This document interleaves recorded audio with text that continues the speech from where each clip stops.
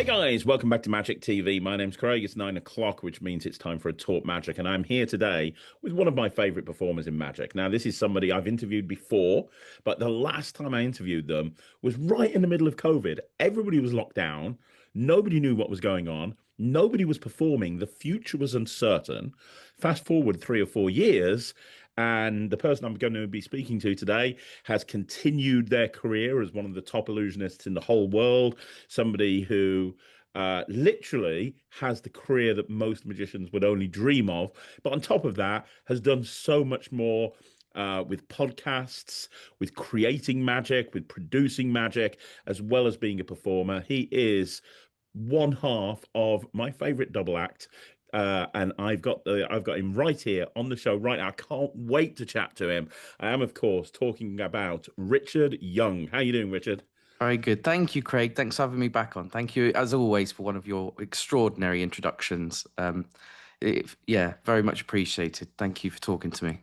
I know, like, we've tried to do, you're so busy. You've got a million things going on. You're sitting in a hotel room. I know you're just about to check out, and you've got so many different things going on. So thanks for taking the time to speak to me. I'm Um, delighted. and like I said, one of the reasons I wanted to catch up, there's a couple of reasons. First of all, and we'll talk about this later on, but obviously you've just dropped a very special episode of your podcast, all about David Copperfield. I want to touch on that.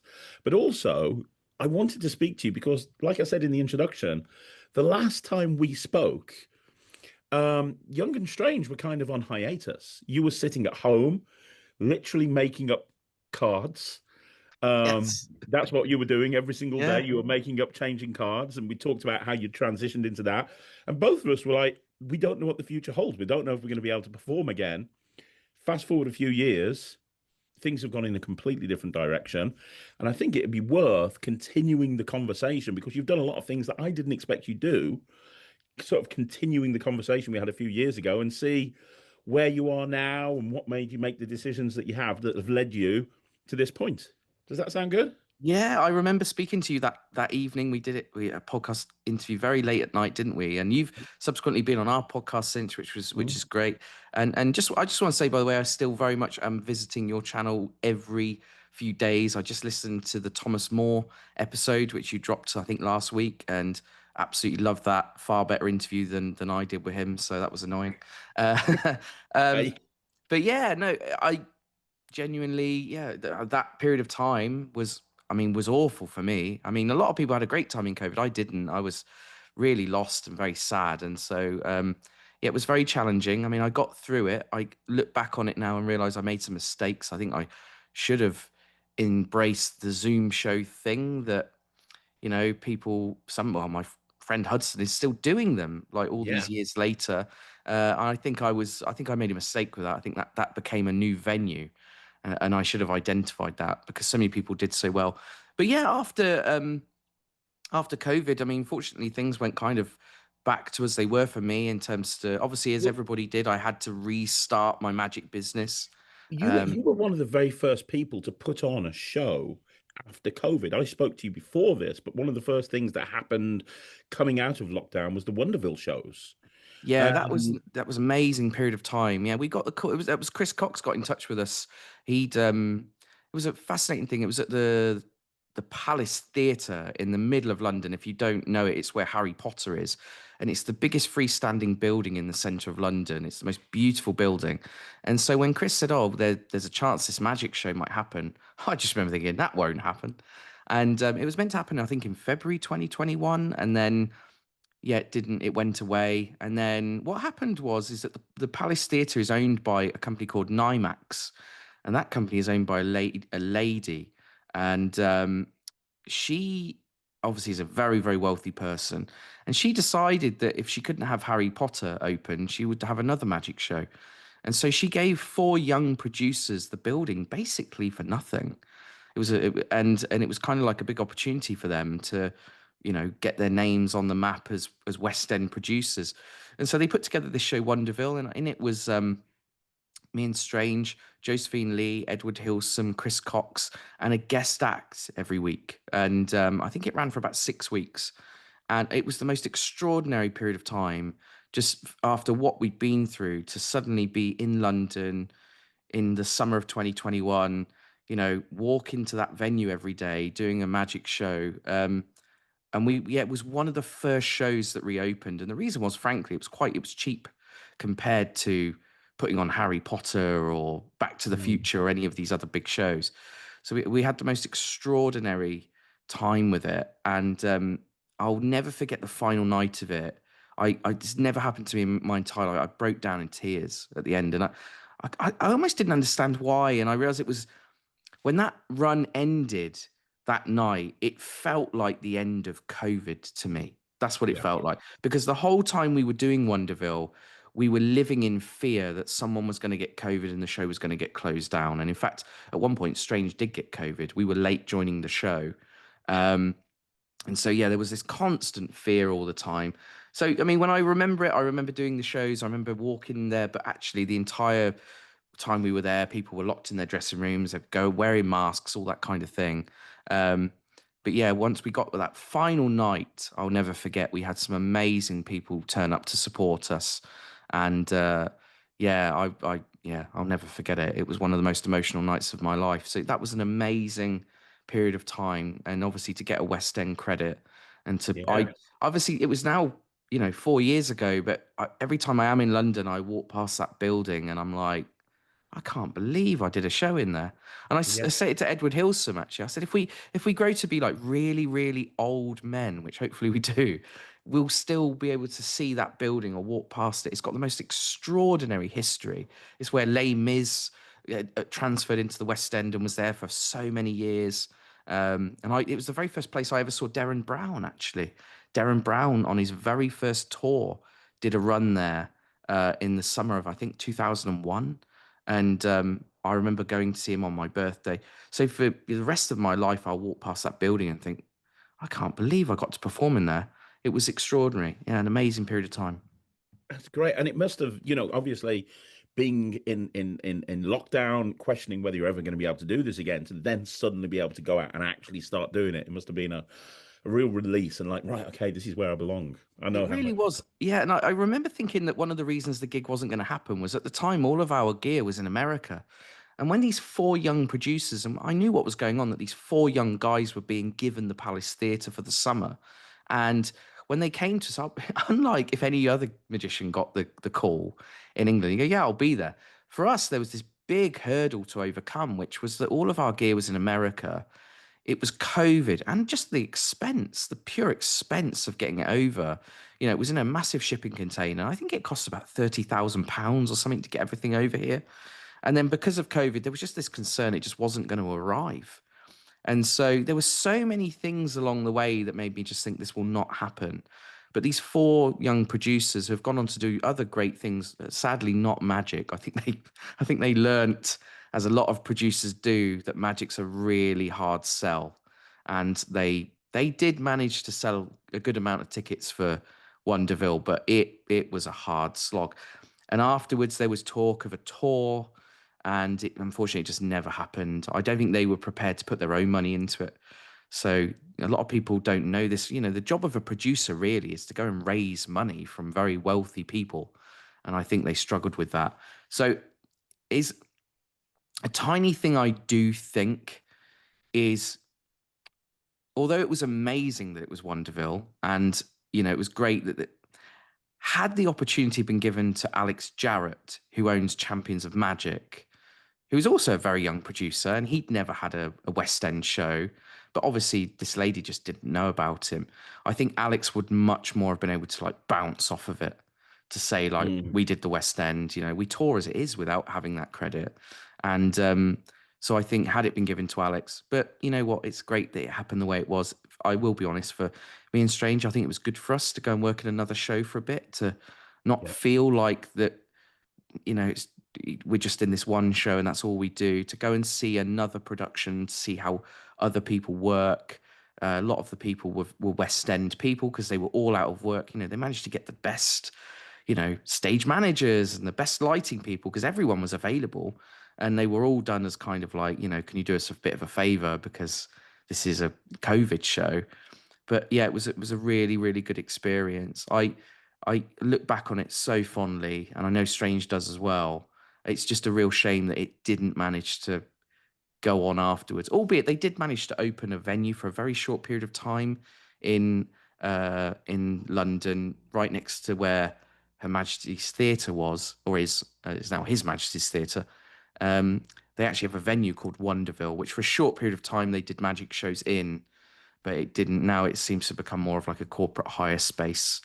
They're not producing shows in there. It's just space that's hired out. So, but I think it's still there, believe it or not.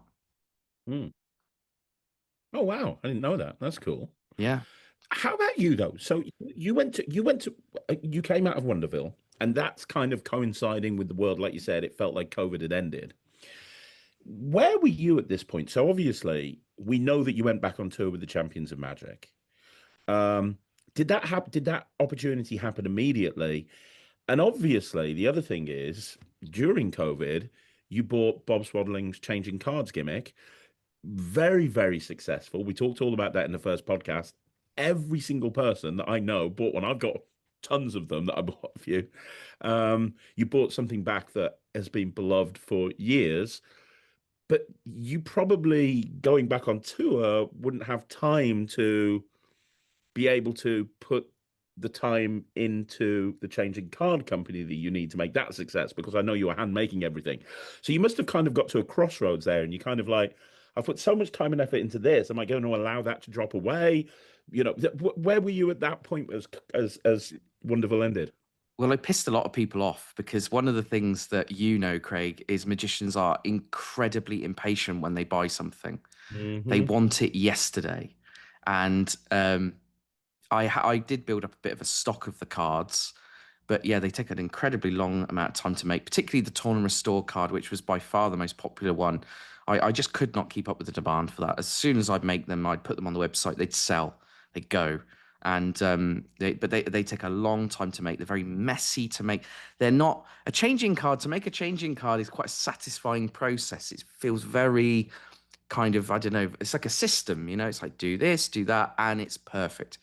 A Torn and Restored card has a lot more kind of, everyone feels a little bit different when you make it, and they are all a little bit different. And I think I do mention that on the tutorial that, you know, they're not all exactly the same.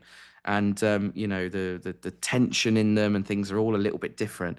But yeah, so I just couldn't keep up with the demand for them. And when I would be on tour, wow, magicians go mental if something's out of stock.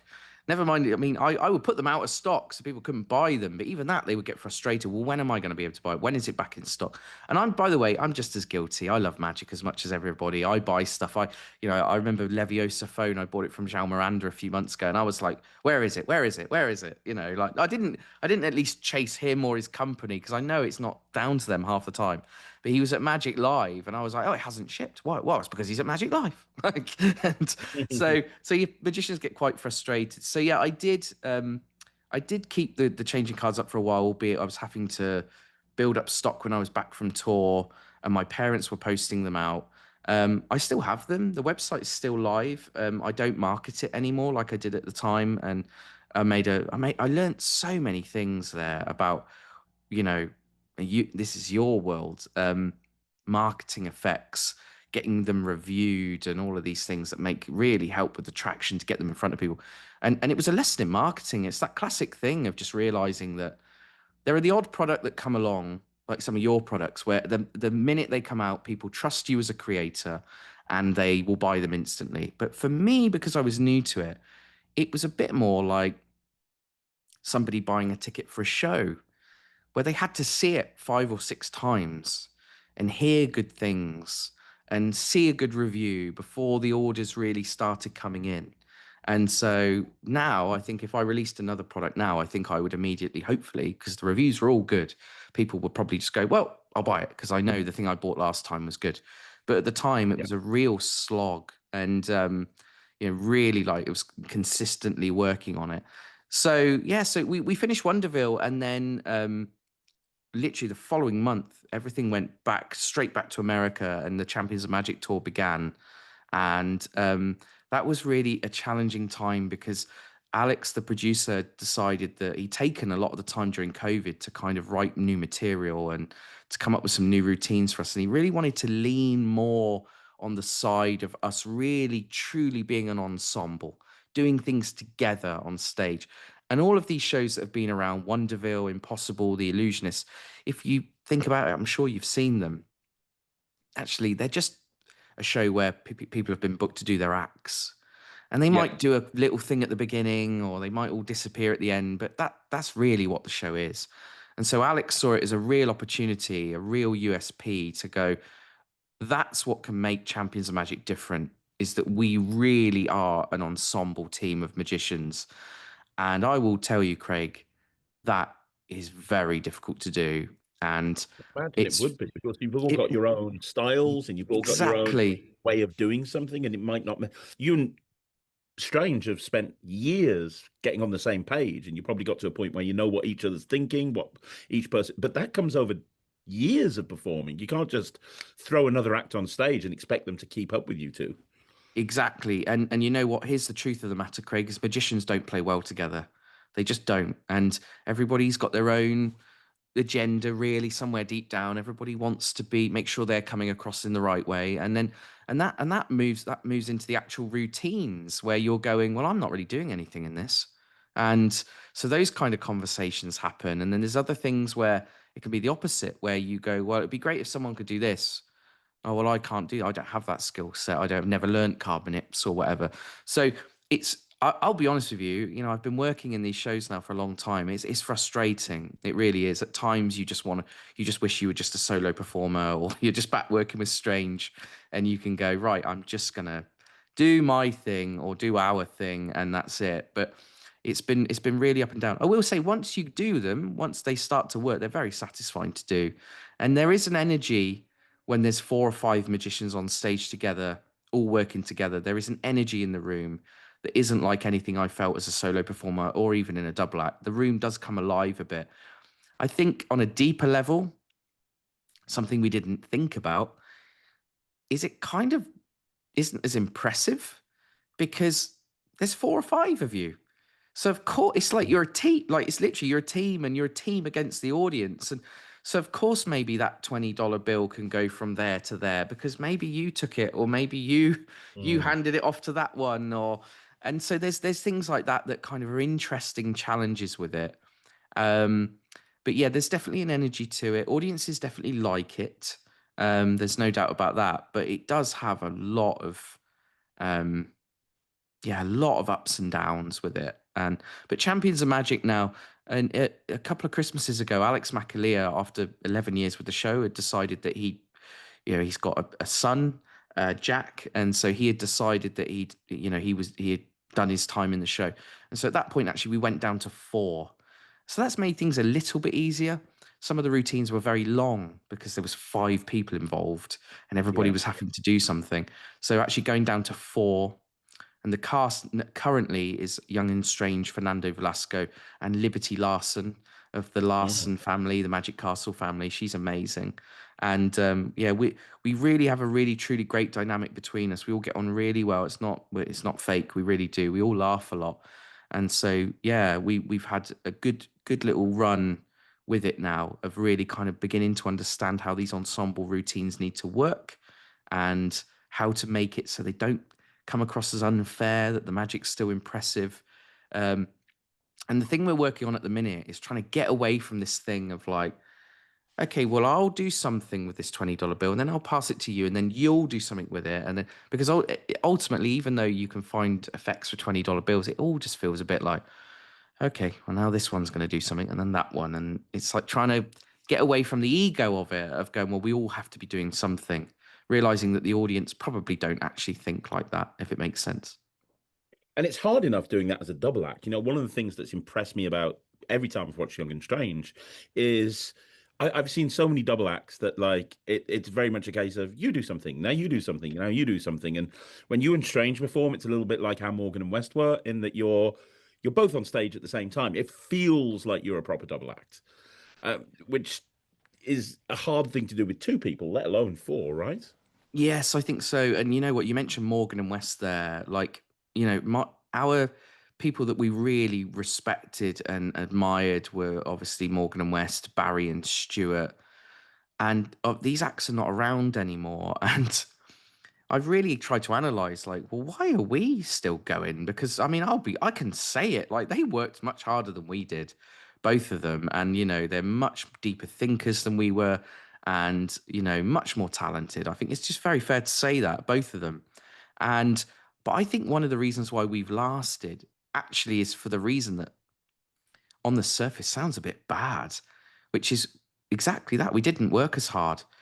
Both of these acts would get together at 9 in the morning on a Monday, and they would work till 5 o'clock, and they would work Monday to Friday, and they would approach it like a career and a job. And I think, I don't know this for sure, but my guess would be that that can burn you out. Well, I And know from speaking to Reese, because when Morgan and West split up, the first thing that Reese Morgan did was be the stage production manager for the Killian O'Connor World of Magic tour, yes, which Ryland was part of. So I spent the whole summer with Reese and spoke to him several times, and it was literally just after they split up, and he was just burnt out. He was just completely burnt out.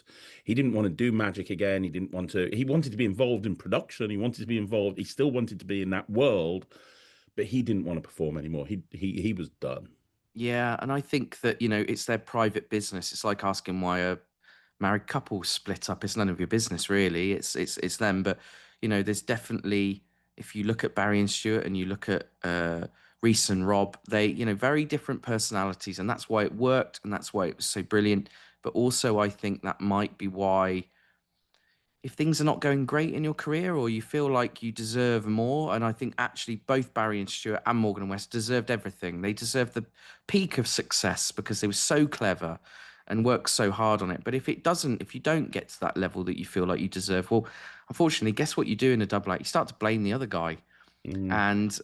and it can it sour the relationship. And I think one of the reasons Strange and I have worked is that we don't get together at 9 o'clock on a Monday. We don't. We only work together when we have something to work on, when there's a project coming up, when there's a deadline, and I think that's kept us going. We did a 3-month tour of Champions of Magic earlier this year. It was 90 days on the road across America, mostly on a tour bus, every single day going in, the show being built, us doing the show, breaking it down, back on the bus, traveling overnight, and that is a level of exhaustion that I can't describe. It is a form of tiredness that you can't. Even 1 or 2 days in a hotel doesn't help. You just have to go home, and the tour has to end. And we worked very, very intensely on that tour together, and we got through it really great. We genuinely had hardly any disagreements whatsoever, and the ones that we did have were very, very minor. And I think that the reality is that that's kept us going. We finished the tour on the 28th of May this year, and I've barely seen Strange since. I've been working on my podcast. He's been working on a brilliant new carbonate routine that he's worked on for months now. He's currently in Spain at Rodney's House of Illusion venue, just so he can work on this 3-minute carbonate routine. He's truly inspired by all the innovation that's going on in that world. And he's always been able to do carbonates. He's been very good at it. He's not FISM level, but he's always been very passionate about it. But he went to FISM as I did in July, and just seeing the innovation that's going on in that world has inspired him to kind of have a go with it himself. So he's in Spain doing his thing.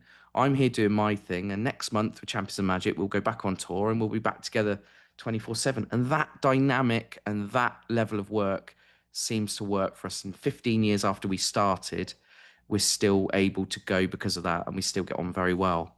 Well, I think part of the thing with Morgan and West is a lot of what they did was selling their own shows. They had to find the venues, they had to reach out to the theaters, they had to promote the shows, because if they didn't promote them, people wouldn't come. They had to, a lot of the work that a promoter on Champions of Magic will do, for example, is what they were meeting up and doing. They were doing all of that every their 9 o'clock in the morning, and then they were doing 2 or 3 shows on the bounce. They'd have their family show, and then they'd have their main show, and then they'd have their science show, and then they'd be preparing something else for the Fringe, and then they'd be doing this and they'd be doing that, and it's more than just working on stage together or creating material to work on stage. It's the marketing and the selling of the show and trying to get venues to book you and trying to get opportunities. Whilst a lot of the time, you're very fortunate in that that's handled by somebody, so you can, when you're together, not have to worry about that side of things, which is probably 70 or 80% of the work, and you can kind of almost do the fun bit. And I know it's not all fun. You've just talked about how hard work it is, but do you know that might be an element in it as well I there? think you're absolutely right. And something I would say that Strange and I have been very good at and is identifying things that are not our job and things that we're just not good at. And Morgan and West were incredible in that they would do everything. They would they would write the show, they would build their own props, they would, they'd even, I think Rob would even create the costumes and things like Yes. that. And it was a very, very impressive. But there comes a point with some of it where I would look at some of it, and I'm not being harsh on their work. Like I said, I know they were unbelievably brilliant, and I think they'll come back. Actually, I really do at some point. But for me, there was elements where I'd look at their stuff and I could tell that it had been done by them. There are certain things that are their entire other industries, costuming, for example. I don't know. I don't know how to dress myself on stage. I haven't got a clue. Barely dressed myself this morning. And so we just would throw money at the problem and go, well, let's just get the right. So we went to a lady called Angela Aarons. She's from Los Angeles. She did all the, basically, we realized she did all the costuming for the illusionists. And so we went to her and we hired her. Um, Original concepts. Strange and I are not good at that. So we've hired Andy Nyman a number of times to work with us on that. Illusions and props. Strange is reasonably practical. He can fix things. I have no skills and that ability whatsoever.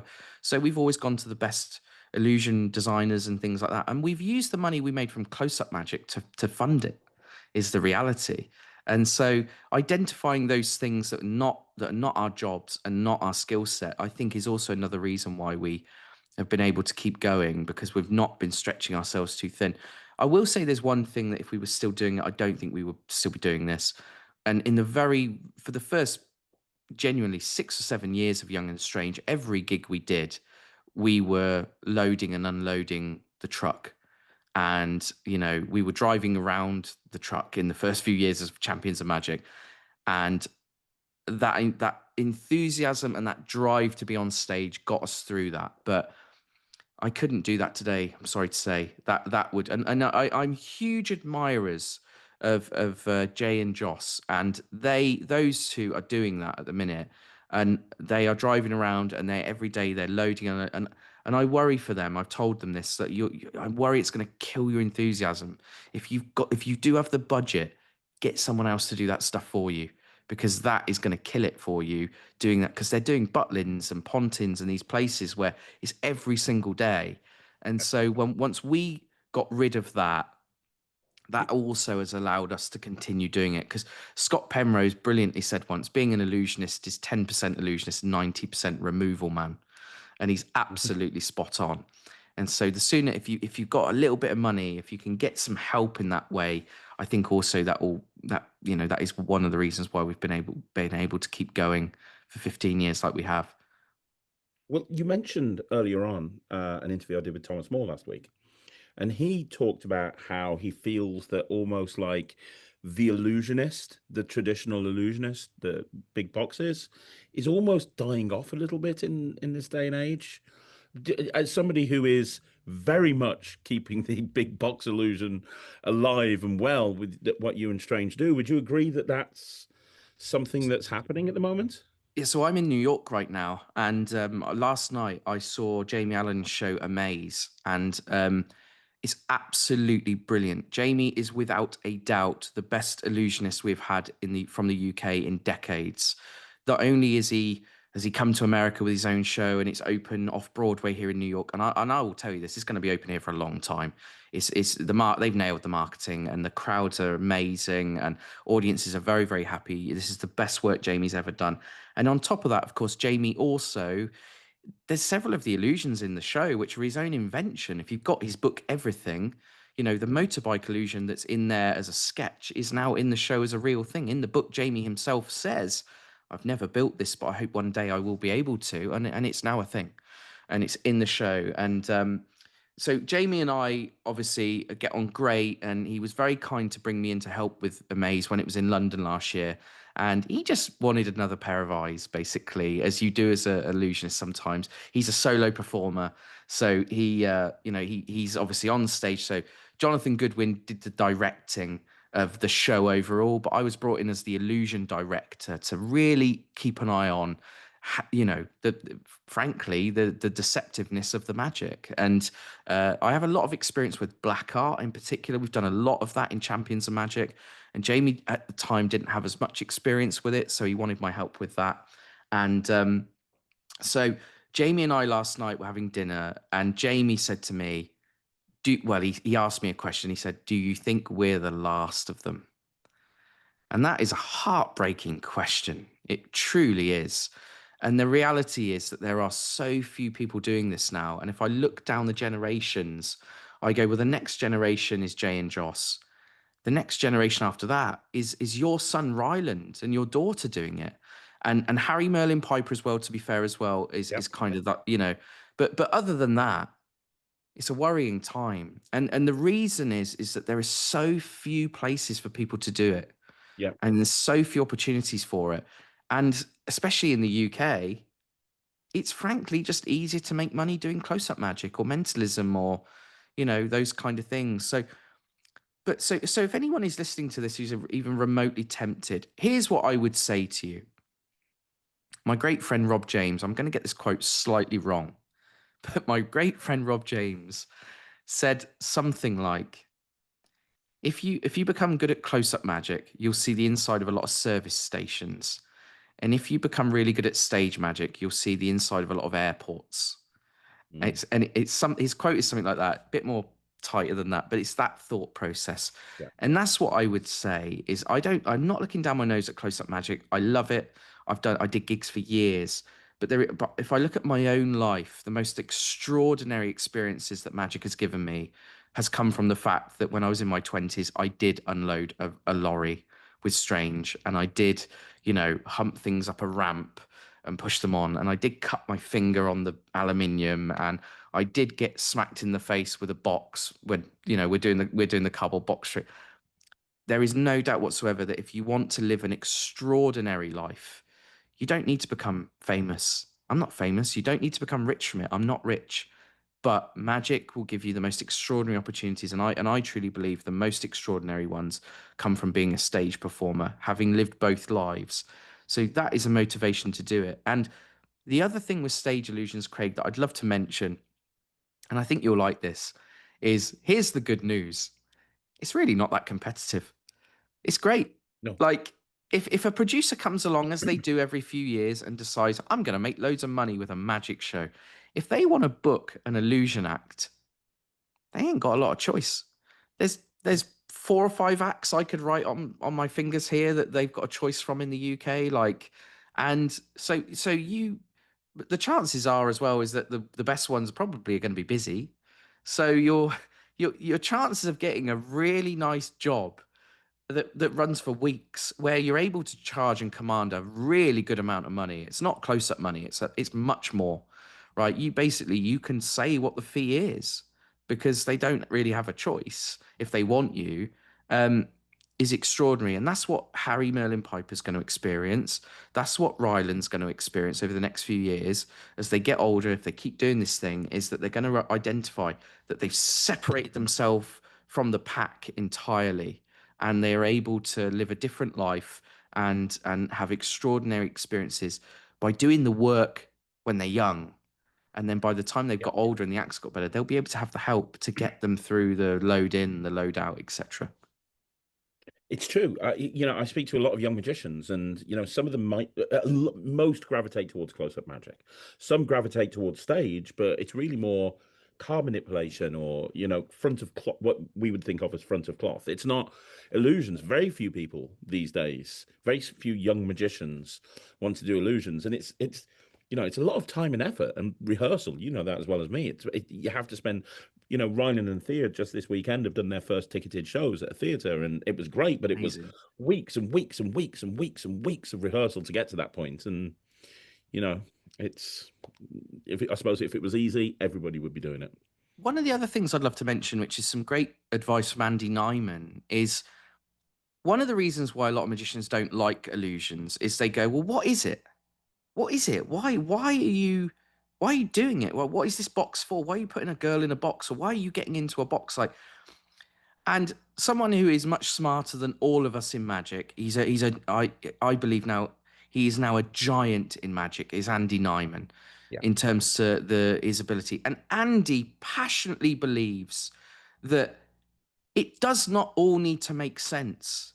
One of the reasons why we all fell in love with magic was because we walked into a magic shop at some point and we saw all this weird paraphernalia, all of these little boxes and wooden things, and we were like, "Oh, look at all this! What does all this do?"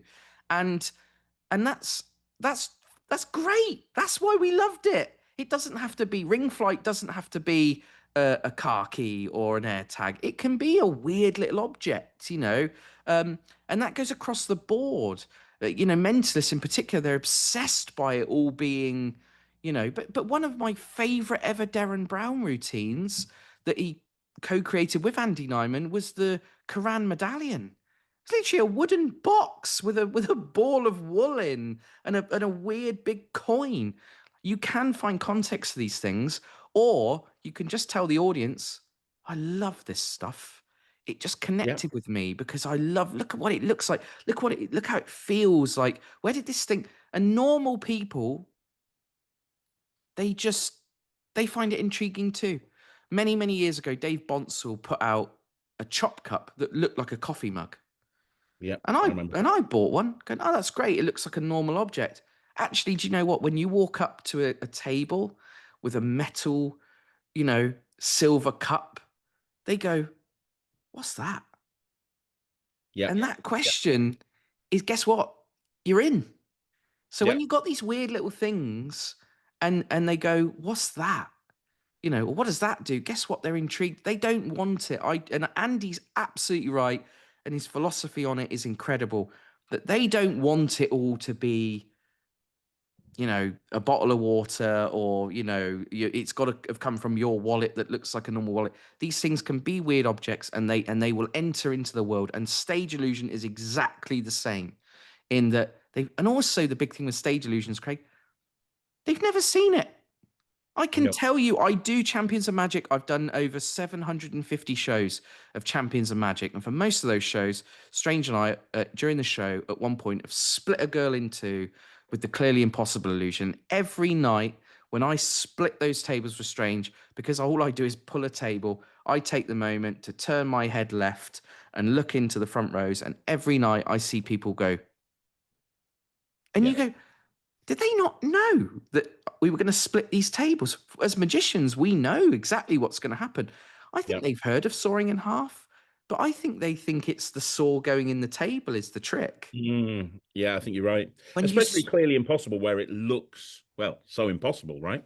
yeah, they can't believe it. And do you know what? Yeah, of course they might figure it out 5 seconds later. But I did bottle through table for years, and I did it pretty well, I think, and people would book me for it. And as we know, it's got that moment of astonishment where people go, "What the?" And then their intelligent brain afterwards does maybe start to figure it out, but it's still worth it. They remember that moment, and Yeah. they'll come back. And if you do it, they'll come back and go, "Can you show my friend that bottle trick?" By Mm. then, I think half the time they figured out what you did, right? They Yeah. figured out what was going on, but they want that feeling again that you gave them for half a second. And the soaring in half illusion is exactly that.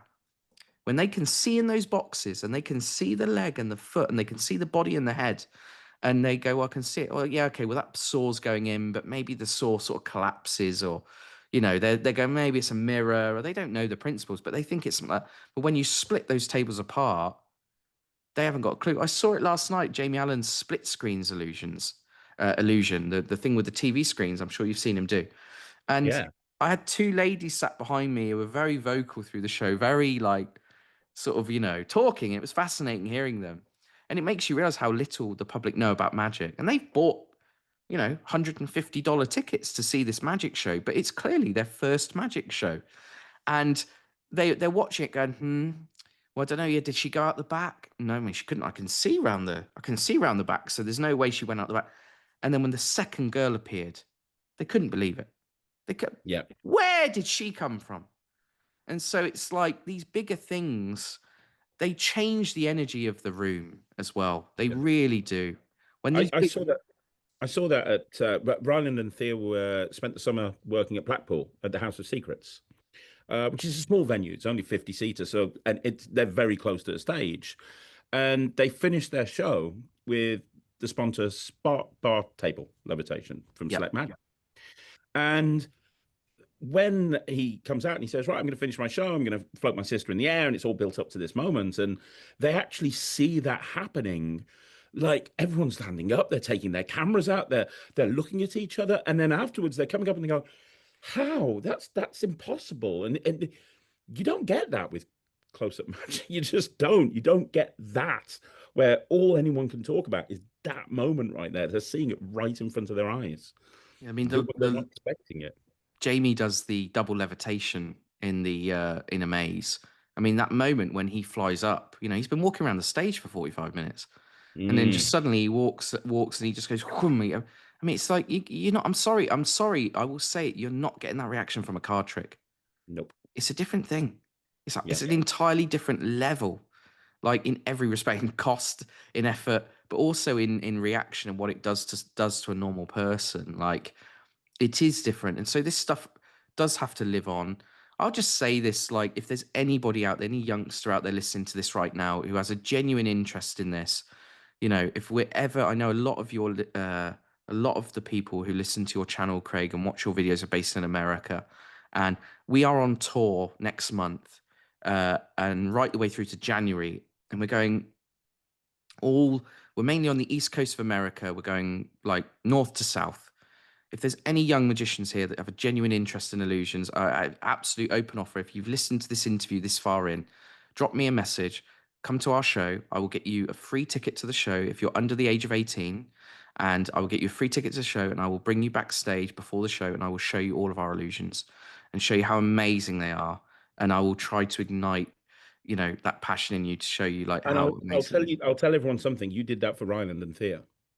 I don't know if you Yeah, oh remember. yes. You Yes, did I that did. I for remember Ryland and now, Thea, yeah. and that was when he was just showing an interest in illusions. He'd just done BGT, and you made that same offer to Ryland and Thea, and you were showing them every single illusion you had backstage. And it's at that moment that he turned around to me afterwards and was like, "That's what I want to do." Watching your show Oh, was it's like amazing. that is what I want to do. It's amazing. And you know what? When I was a kid, I loved all the stuff, but it was totally inaccessible. I don't think I saw my first illusion actually in real life until I was about 17.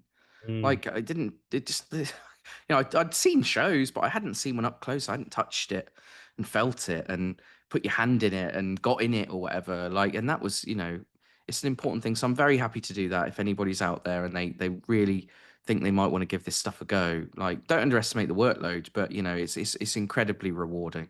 it really is. It really, really is.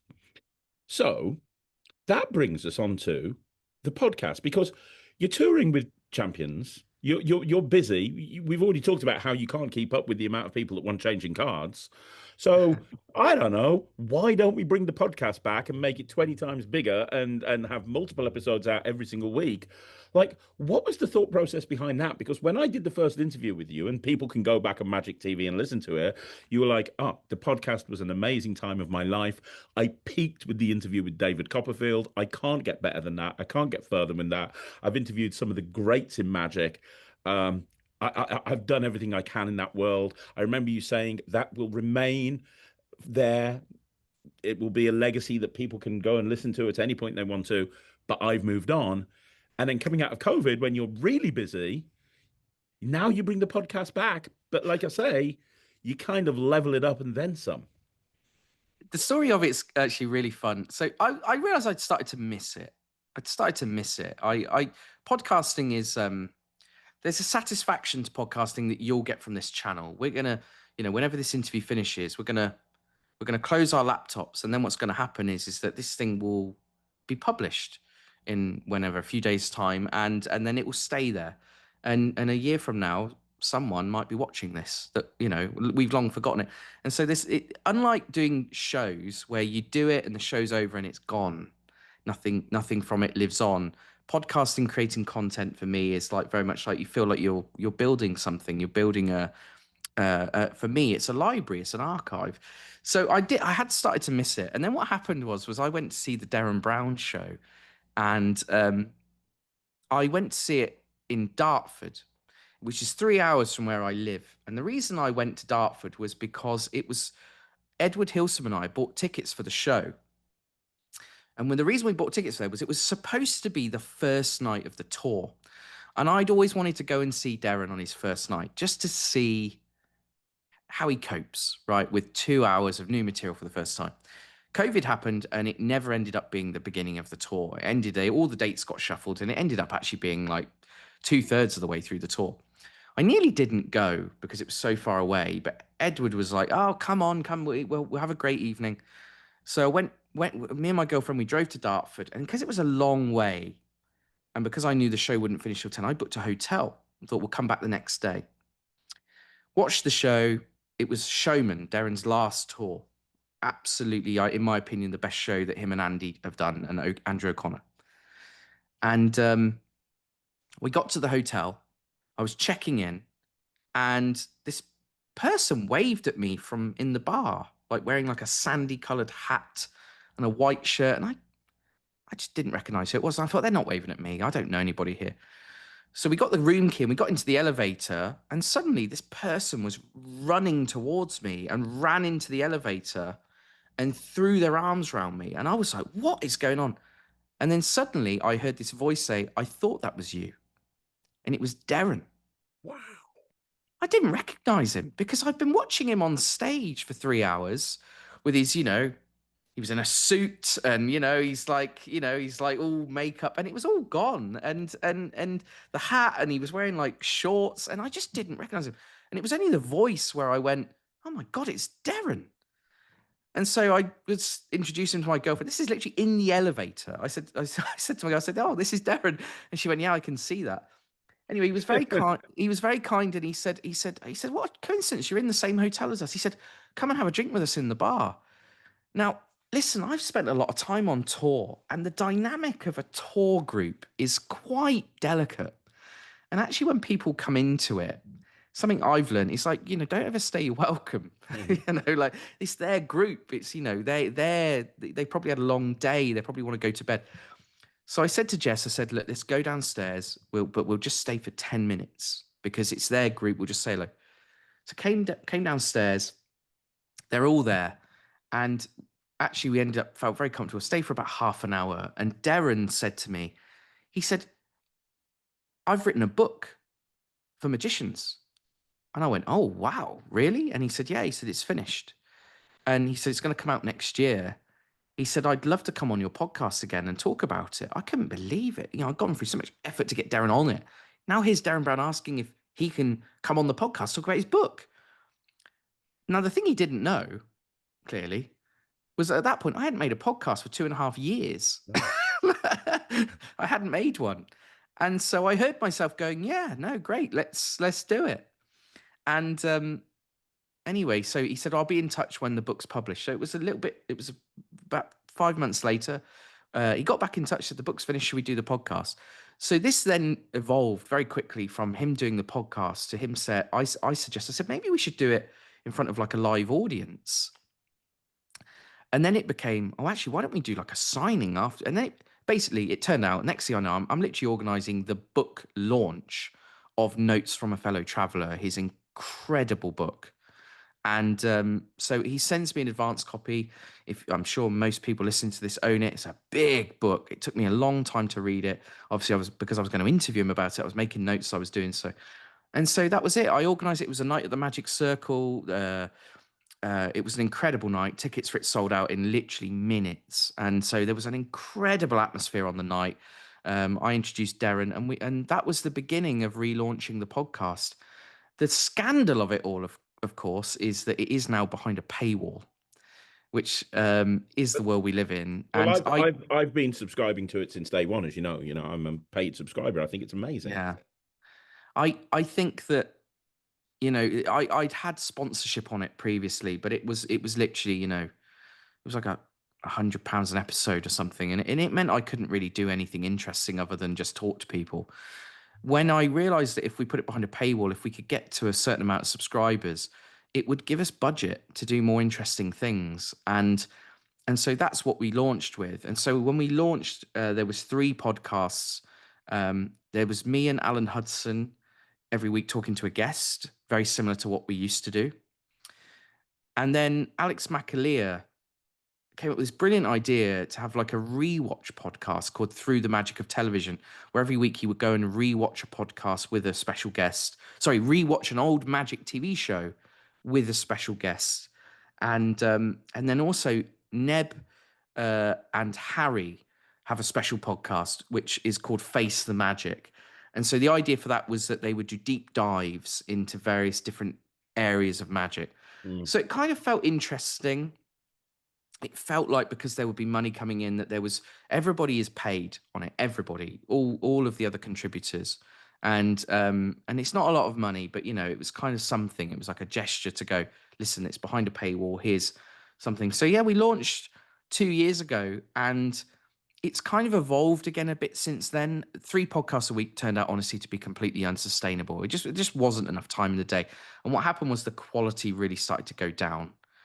We were just constantly chasing the deadline. And I made a decision that, first of all, I could see on the stats that people weren't listening to them all anyway. It was just too much content. mm, So we decided to move down to sort of 2 a week. And that meant that there was much more time to spend on them and to really make sure the quality remained good. And also we moved more into covering live events. So for example, when the Blackpool Magic Convention happens, every night at like 1 in the morning, I do a late night podcast reviewing that day's event with someone who has also been there. We don't spend any time together. They have their day, I have my day. We get together late at night, we talk about our days. And so people love this stuff. It's really kind of, I've realized like, oh, people like kind of almost like news content. We yeah. covered the Magic Circle convention. I covered Magic Live when I was there last year. FISM, I did a podcast every single night at FISM, and Yeah. so it's evolving, and it's still evolving into like various different avenues of things. So you look, it is behind a paywall, but I think people, if you subscribe to it today, there's 340 episodes on there as of this It's morning. insane. I mean, that's just incredible. I mean, there is you'll never get through it all, and so it's not a contract. Obviously, you can subscribe on Spotify or you can subscribe on Apple. To cancel it, it's just a click of a button. A lot of people actually just subscribe for a month, and they'll click it on, and they'll consume it, and then they'll go, okay, I'll leave it for a bit now, and I'll wait till there's another load more content in a couple of months, and I'll come back and consume it all then. So if people are doing a lot of driving or they're traveling, obviously podcast people enjoy. So yeah, I work really, really hard on it. It's interesting. It's like a proper business in that the first 2 years of it have been difficult. We have a very good amount of subscribers, but it did plateau pretty quickly. And it got to a point actually where it wasn't financially viable for me. So everybody else was being paid, but there wasn't any profit at the end. But in the last few months, I don't know what's happened, but when the FISM coverage happened, and then we had this big episode with Justin Flom, the numbers have jumped. And I think it's been like a proper business where sometimes it takes a couple of years for Yeah. people to just keep seeing it, keep hearing about it, to eventually go, what is this thing? I need to find out about it and give it a go. I And so think you're that's right. where we're up to. And I will say what is extraordinary, the most amazing statistic that I could tell you about all of our episodes, all of the things we've made, is our retention is huge. When people subscribe, and you can try it on Apple with a 3-day free trial, so it doesn't cost you anything. You can literally just click it on, and for 3 days you can binge it all. People stay. They can see the work that's gone into it. They can see it's a passion project, and they become part of our little community. And yeah, so that's the best feeling I get from it actually, is seeing that people subscribe and the vast majority of them stay because clearly they're happy with what Right. what they get. And I want to talk a couple of things about the podcast. First of all, we mentioned about how it takes years to develop a good double act. And you and Strange have that. Maybe it's something that you're just really amazing at, but I love the relationship that you and Alan have with each other. What made you choose Alan? And did you have a relationship beforehand? Because I mean, Alan's a funny guy in his own right. I always say he's one of my favorite comedy magicians of all time. It fluctuates between him and Mark Bennett on a week-to-week basis, but like he's brilliant. The two of you work together so well. Like, but for people that don't aren't aware, when you first did the podcast, it was just you. So, what made you decide to have a co-host? And was Alan always the person that you had in mind? Alan was when we got about 60 or 70 episodes in many years ago when I was doing it the first time round. I just realized it needed something. It needed a way to.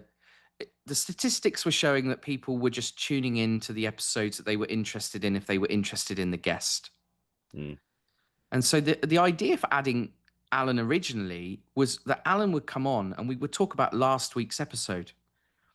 And that really helped people. So Alan would go, "Oh, that was interesting, that episode." And then what was happening? People were going, "Well, I'll listen to that," mm, even if it wasn't necessarily someone they were, initially interested in. And so it helped from that point of view.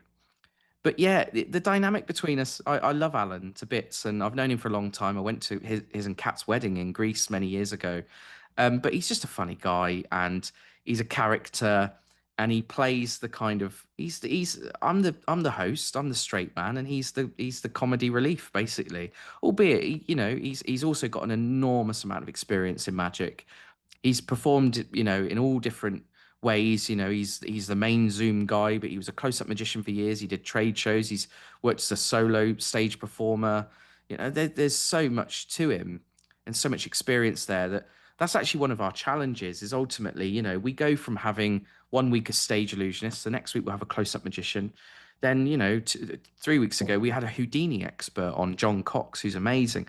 Being able to jump around different people, different things is challenging. And actually, Alan's incredibly knowledgeable, and he's living a bit of a different life now. He's married, and I think magic's to him now is very much you know kind of something he enjoys more. But he definitely in his 20s, you can tell, had that like immersive period of time in his life where he just knew everything about magic, learned everything there was, went to every convention, knew everybody, did thousands of gigs. So he's always got something interesting to say. If you listen to the episodes, he's always got some experience. And so yeah, we get on great. And he likes doing it. He would say this himself. It's easy for him. I text him, I say, Monday, 9 o'clock, Craig Petty. Available? Question mark. Yep. Done. 9 o'clock on Monday. He clicks on, and when he chats for an hour, and he goes, "See you later." And I do all the editing, I do all the marketing, I do all the social media. And so for Alan, he gets to, he's moved back to the north. He lives in Hull again. And I think when people move to the north, they worry they're going to get sort of forgotten. Or if you go abroad, or if you go and work on cruise ships, I think, we live in this world now where it's important to remind people you exist. It's how you get thought of for things. And so I think that's the benefit for Alan, is that, it's a good little thing that I know he enjoys doing. And every week he's on a podcast, so he's reminding people he exists. And also, it's just really easy for him. He doesn't have any hassle from it, and it goes out on time, and puts his name out there. that's amazing. That's fantastic. And I said that I was a big fan of the podcast. I am, but I want to give an extra special thank you to covering Justin Flom and covering it the way that we all hope that you would do within the magic community, by not sugarcoating it and telling me exactly how it is. I listened to that and I was like genuinely clapping along at many, many points. I'm like, yeah, Richard's not pulling any punches here. He's look, we all know who Justin Flom is. He's a extremely wealthy man. First of all, that you have to mention that, because there's a level of arrogance which has come from that. I think it's very clear to see. He's also a very, very good magician. He's very creative. You can see that in his videos, even if you don't like them. But what was extraordinary about that podcast was, it was very clear to me he didn't know what he was walking into. He'd never listened to our podcast. He agreed to do the interview pretty quickly. And so I jumped on it when, as soon as he said, "All right, I'll do it." And I thought, I don't want him to get cold feet with this. So we recorded it like later that day, and he just didn't understand. I don't think what that he was going to be challenged to the level that he was. I also just I'm not sure if he's truly aware, or maybe he thinks it's like banter. How truly upset people are with him. I don't think he Truly does. upset, Listening to that podcast, I don't think he's completely oblivious to that. I really. and I think he's got a lot of people around him because he's extremely wealthy and he's able to make money for other people. Look, I don't know for sure, but I think he's got a lot of people around him who make money from him indirectly, and they don't challenge him. Well, I tell you now, I'm never going to take a cent from Justin Flom, and so I didn't feel in any way like I had to hold back. I'm furious with him for what he's done, and Yeah, I have every right to be, yeah, and so do you, and so does everybody else. You know, he's he's peeing in the pool. yeah, You know, yeah, that's what my great friend Liberty Larson says. That he's peeing in the pool. yeah, It's all of our pool, and we're all allowed to swim in it and have fun. And he's peeing in it, and worse than that, it's just been cleaned.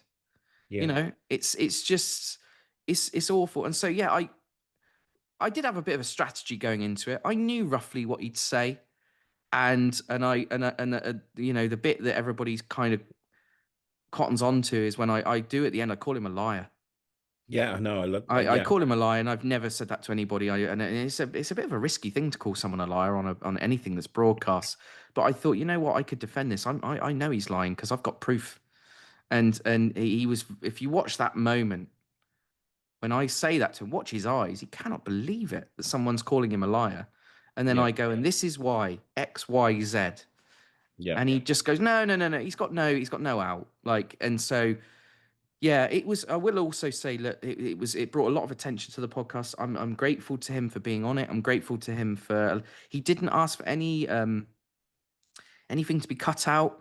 I made a decision to put it out unedited because I didn't want him to be able to say that you know that it had been edited in any way or made done in a way to make him look bad. Everything you see is exactly what happened, and yeah, I'm still, I just, when I start to think about you, we just had a passionate conversation about stage illusion. And when I think about that guy is exposing bases for his own financial gain, they're not his methods. Oh That's the thing. Like they're not his methods. And no. he doesn't have a, it doesn't, he shouldn't be doing it. I do truly believe he will try and do a U-turn at some point. He's a You think that? performer. That means he wants to be loved. We Yeah. all have that in common. We want people to love us for what we do. At some point, he is going to do a big U-turn. I might not be around to see it. It might be 50 years from now. But I'm telling you, at some point, he will admit the error of his ways, I think. I, I would like to see that. Yeah, I really would. I really would.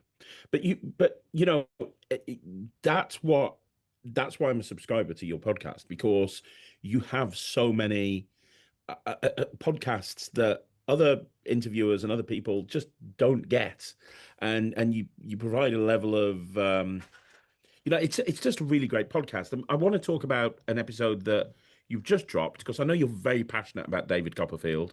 We talked about how when the podcast was around the first time, that was it. That was the pinnacle. You're done. You've reached your goal. You can't get any bigger than David Copperfield.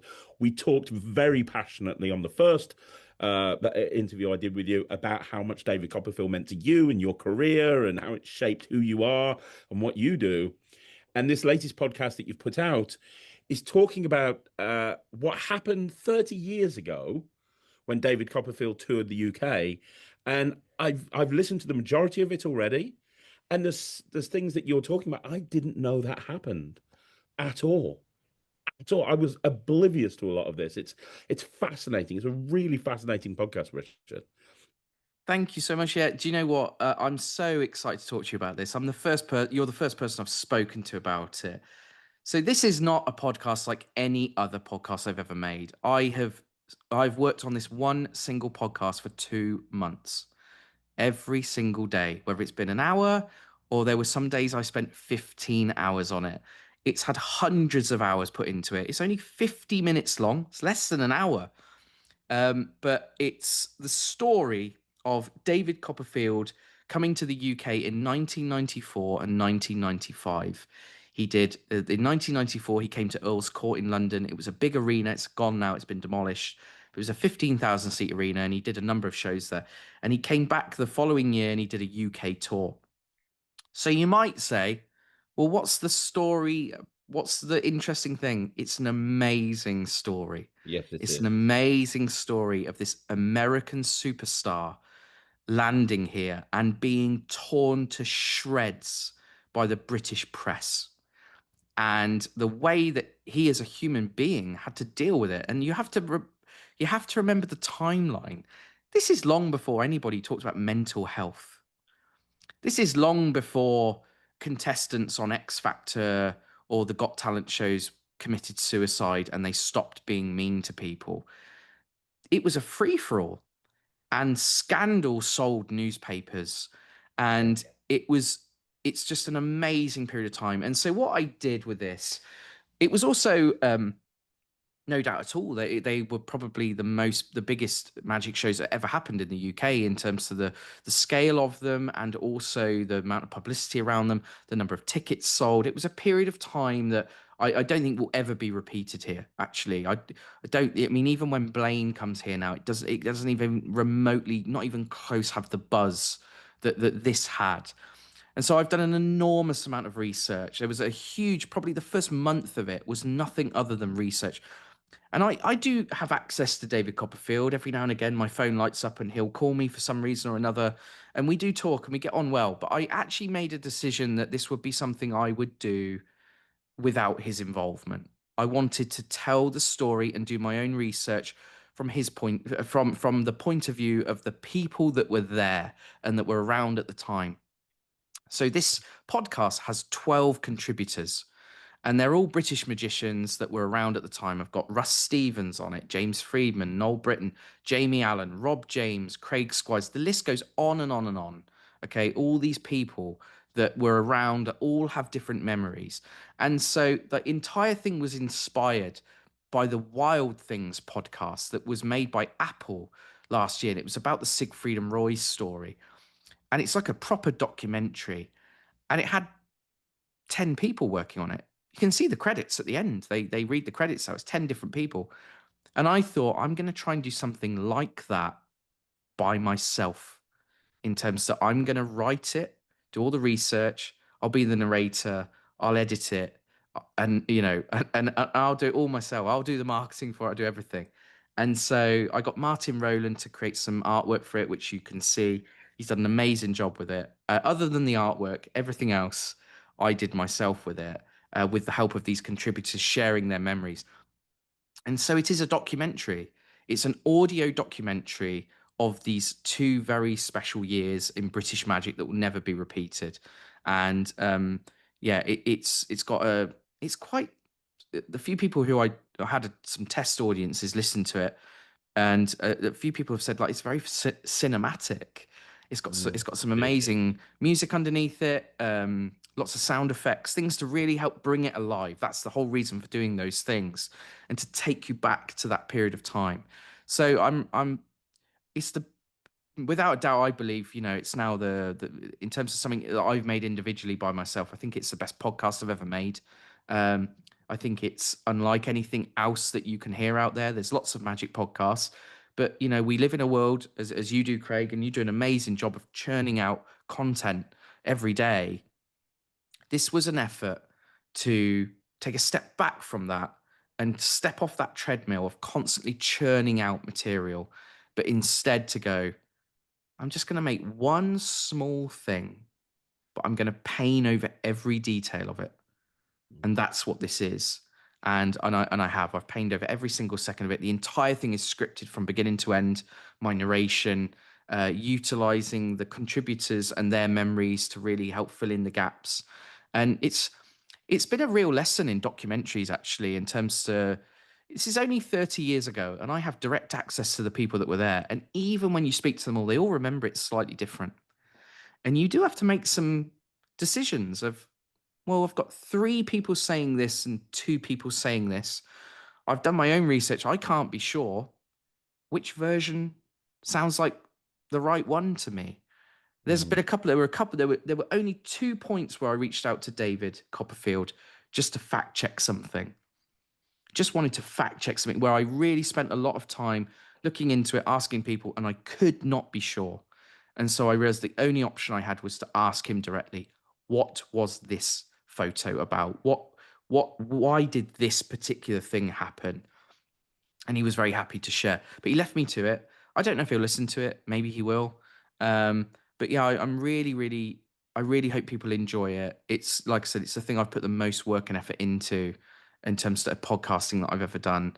And yeah, it feels like it's a bit of a step up.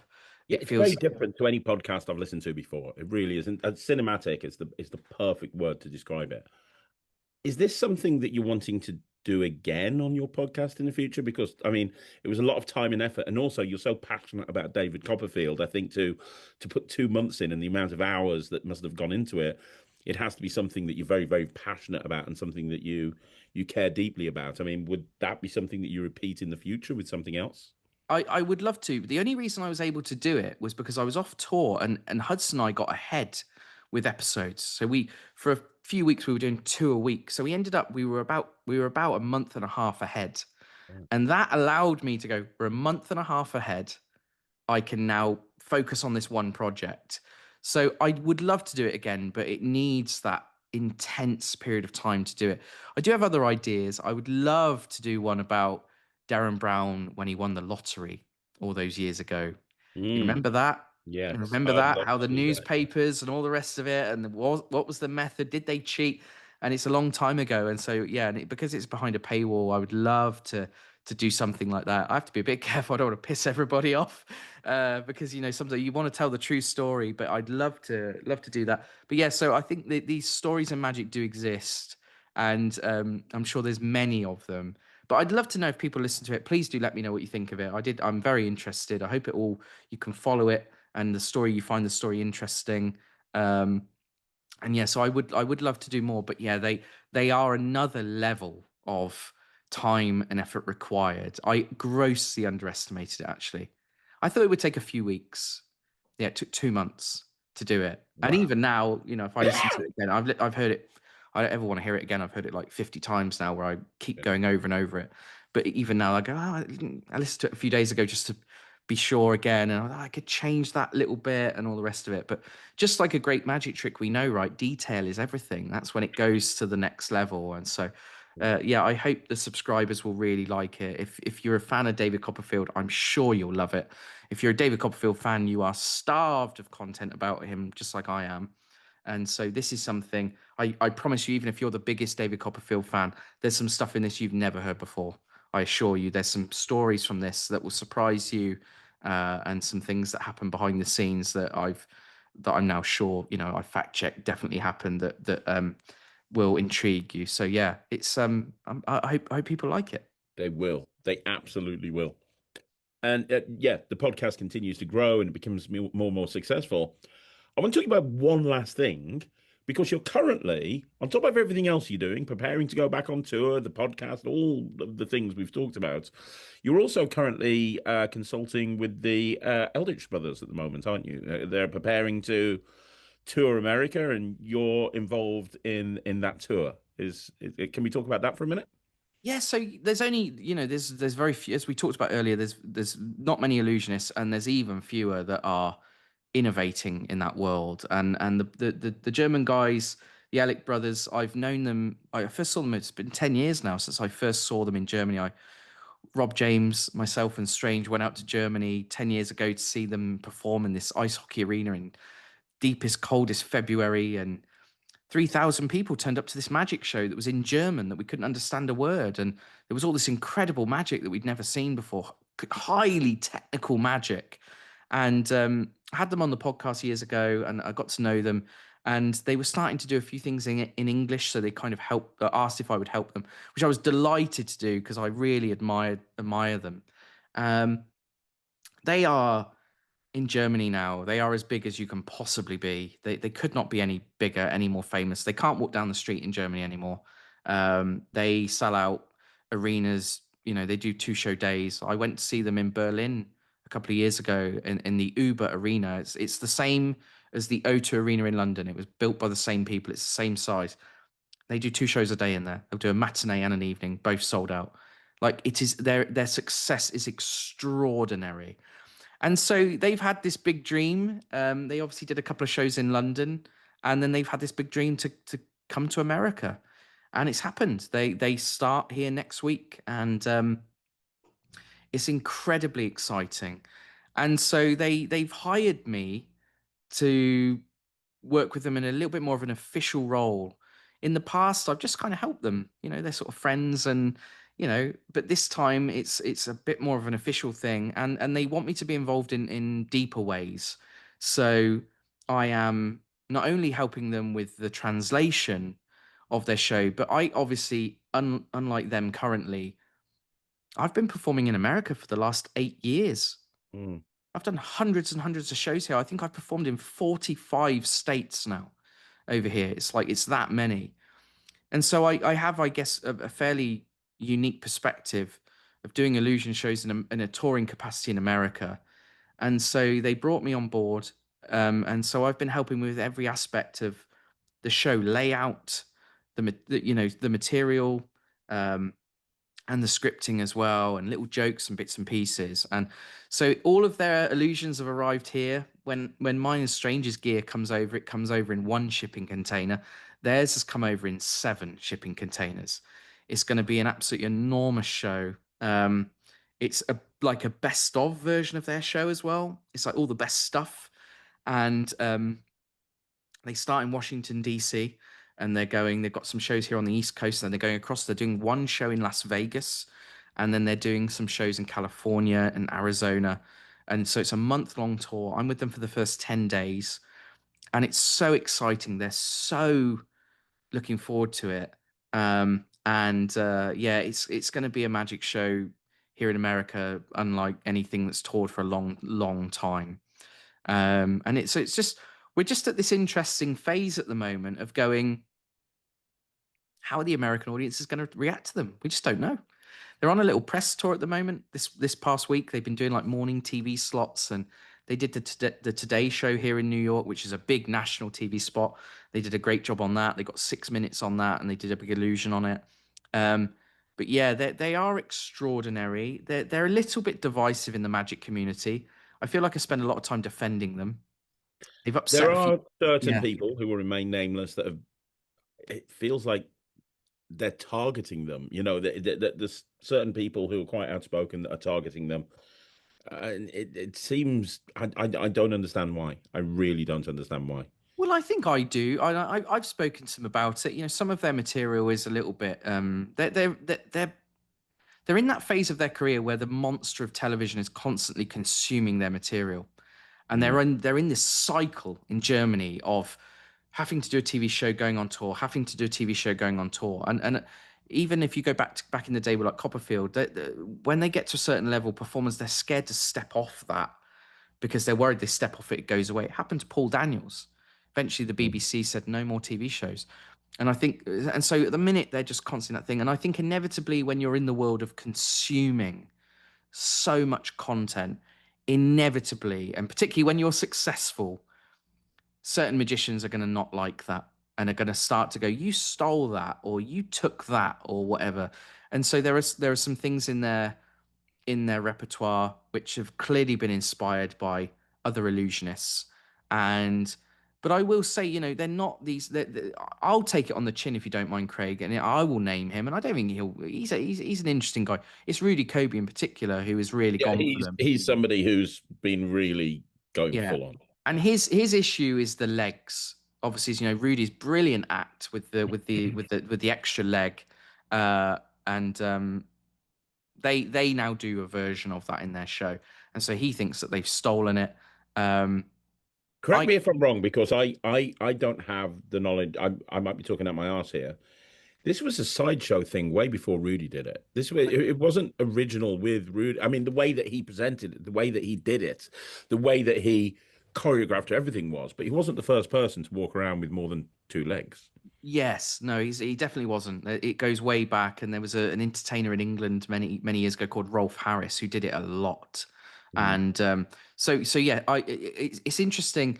I can understand why Rudy's angry because he definitely has made a career with that act, so he will naturally be defensive of it. Um, I will say though, I think Rudy should be a little bit clearer that he didn't invent it. I think if you he's not being clear about that it's not his invention. Maybe he believes that he did. Maybe he did. Maybe he did come up with it. But the fact of the matter is it did exist before Rudy. There's proof of that. So it's a complicated topic.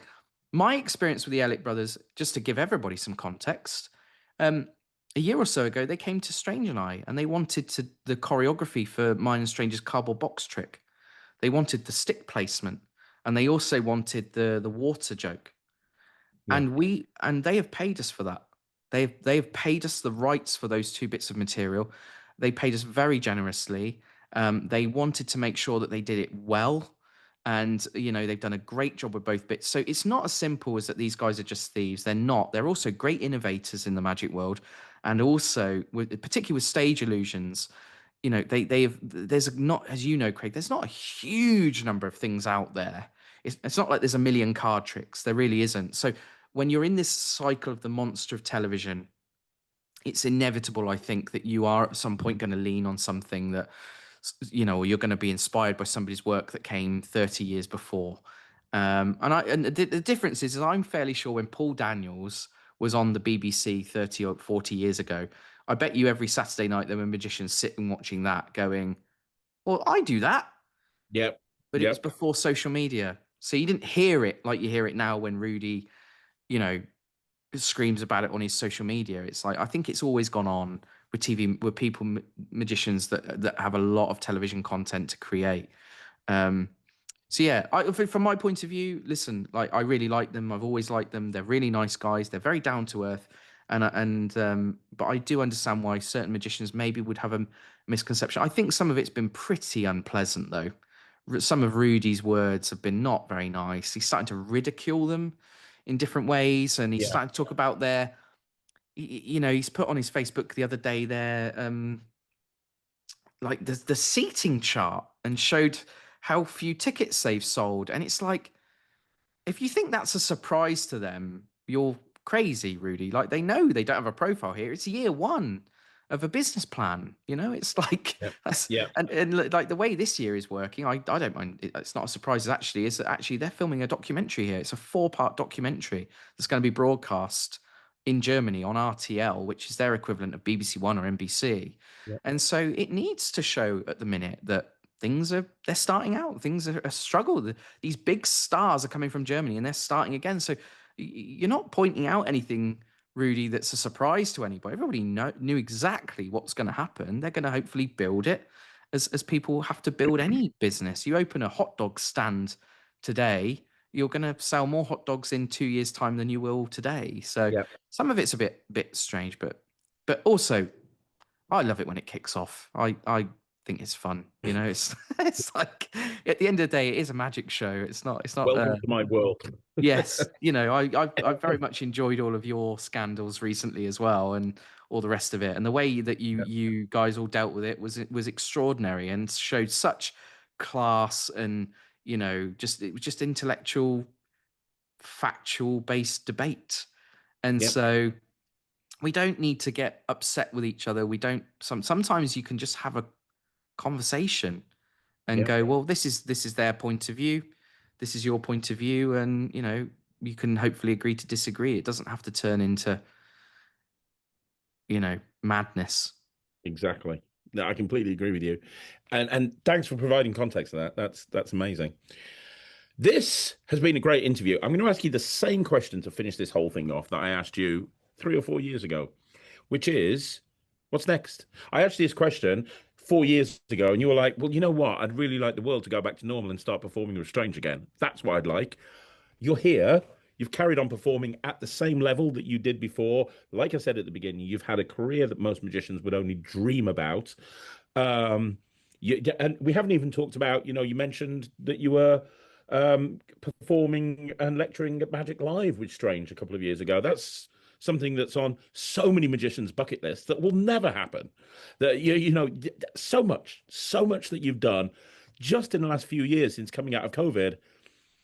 Is there anything left, Richard? I mean, you've done it all. You're literally being paid to consult with for one of the biggest illusion acts in the world, as well as having your own illusion act that you tour the whole of the world with. You're currently, you've done you it's amazing everything that you do. You're so successful with. Surely there's nothing left. I'm going to be very, very honest with you with the question, actually, because it's. I think I'm going to say something you possibly don't hear very often, if at all, and that is that I'm very happy doing what I'm doing. I've identified in my life that variety is something I really need. If I'm just doing Champions and Magic, as amazing as it is, eventually I want to do something else. Or I'm just making podcasts, I want to do something else. So variety is something that I want to do. Something I think, like I said, I'll say, I don't think you've heard. I need to find a bit more of a balance in my personal life, actually. And I don't. I look at you and I wonder sometimes. You're a father and a husband, and I see all the things you're doing, and I wonder if you're the same. Because I'm doing so many things, it's had a bit of a catastrophic knock-on effect to my personal life. Actually, it really has. I'm in my 40s now, and I'm not married. I've never been married. I don't have any kids or anything like that. And I kind of would love to have those things. And I realize actually that things have been a little bit out of balance for a while. So I'm going to make a real conscious effort over the next little while to try and find more of a balance in my personal life. Try and actually occasionally take a day off from magic, which I never do because I love it, and just try and find a bit more of a balance in life because it's got a bit out of control, if I'm being honest, of just going from one I thing I to the I, next. I can relate. I kind of briefly left YouTube about 3 or 4 months ago. I can't remember when. About 3 or 4 months ago, everything. It was after Blackpool. Everything blew up, and I walked away from the YouTube for a while, and I came back, and I was doing 27 videos a week, and I was like, you know what? I'm going to carry on making content, but if something comes up, I'm going to miss one. So we talked about last week was an interview with Thomas More, and the week before it was Nicholas Lawrence. But all over the summer, I didn't put a single interview up because I could have killed myself and stayed up till 1 o'clock in the morning and arranged interviews. There were people who wanted me to interview them, but I'm like, my kids are off for the summer. Mm. I want to expect. I was in Blackpool for the whole summer with them, and that's part of what I've done to have a personal life. I've got them into magic, so now I've dragged my wife and my kids into it with me. So um, believe it or not, like spending the summer and I was working every single night taking their show, but I was enjoying that. I was watching my kids on stage, and we were hanging out and rehearsing in the day, and Sarah was there, and that was all fun. And It so I reminds kind me, of, yeah, it reminds me of something brilliant Noel Britton said actually years ago, which is many, many years ago. Noel Britton was on the Comedian podcast, and he said there was a discussion about retirement. And Noel basically said that in magic, because we love what we do, there's no reason to fully retire. When you're retired is when you can pick and choose the gigs you want to do. And I think that's kind mm, of the thing, where you go, oh, that gig's going to pay a load of money, but it's going to be miserable. I'm going to be stood on a trade show stand for 3 days or whatever. I'm not going to do it. But I'll do this kids' party over here that's down the street that's, 250 quid. And I've worked for this family before and I really like them. And so for me, I look at that and go, yeah, I don't think I'll ever want to retire. I look at David Copperfield. It was his birthday yesterday.